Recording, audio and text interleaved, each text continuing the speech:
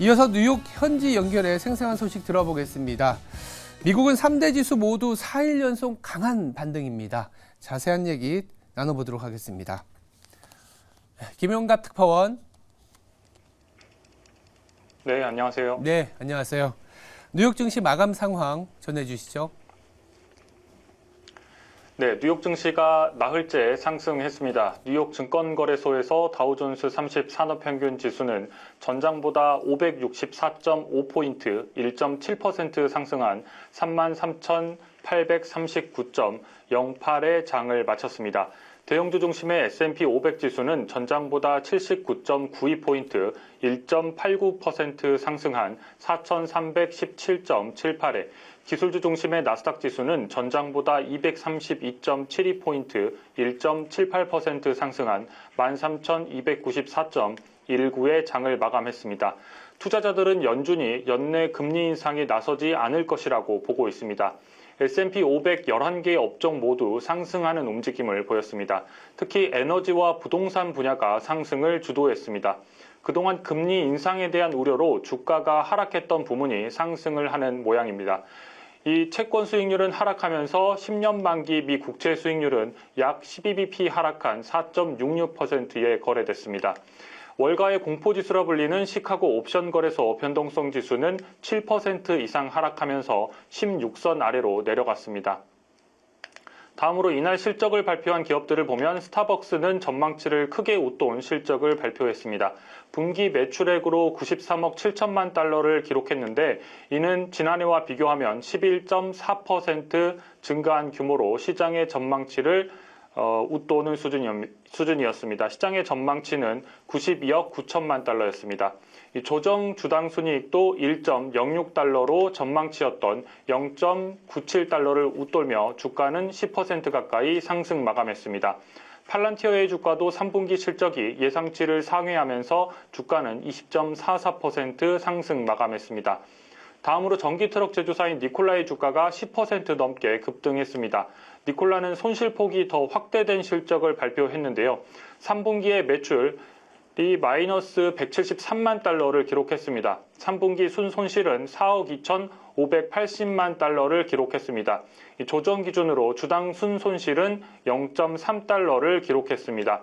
지난 8월 리콜을 실시한 209대의 트럭의 배터리 팩을 교체하기 위해서 6,180만 달러의 지출이 남아있는 상황입니다. 예상보다 더 큰 손실을 기록했지만 수소 연료 트럭에 대한 300건의 주문을 받았다고 밝히면서 주가는 상승했습니다. 다음으로 장 마감 이후 실적을 공개한 애플도 이날 장중에 2% 넘게 상승 마감했습니다. 애플은 장 마감 이후 실적을 발표했는데요.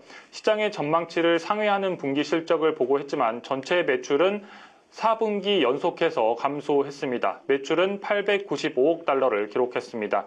전망치는 892억 8천만 달러였습니다. 다음으로 순이익은 229억 6천만 달러를 기록했는데 전년 순이익은 207억 2천만 달러였습니다. 아이폰 판매량은 월가의 전망치에 부합하는 수준이었고 전년 대비해서는 2% 이상 증가했습니다.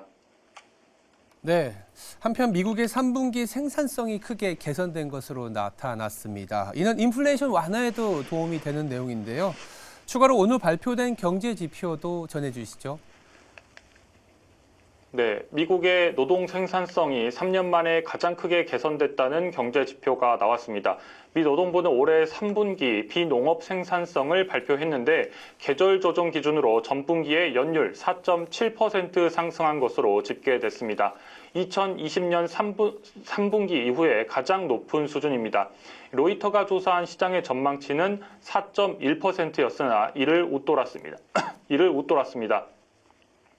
지난 2분기 데이터는 이전에 보고된 3.5%에 비해서 약간 높게 수정된 3.6% 증가로 수정됐습니다. 연준이 좋아할 만한 데이터들도 발표됐는데요. 단위 노동 비용이 3분기에 0.8% 하락했습니다. 지난 분기에는 3.2%의 성장률을 보였는데 하락하는 모습으로 바뀌었습니다.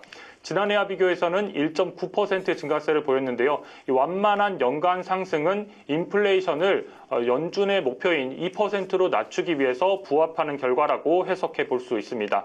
다음으로 시간당 보상은 3분기에 3.9% 증가했는데 이는 지난 분기에 6.9% 증가와 비교하면 증가폭이 더 둔화됐습니다.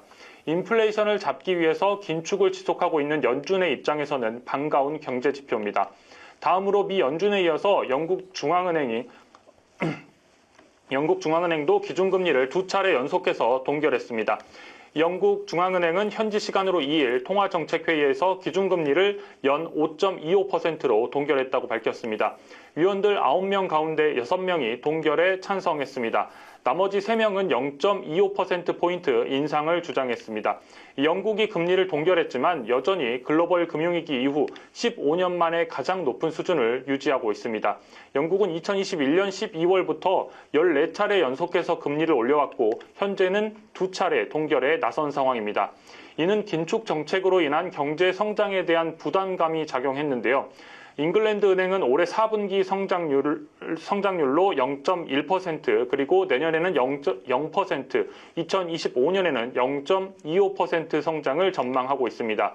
잉글랜드 은행은 물가 상승이 지속할 경우 추가 긴축에 나선다는 계획인데요. 다만 물가 상승률은 9월 연 6.7%에서 10월에는 연 4.8%로 내려갈 것으로 전망하고 있습니다.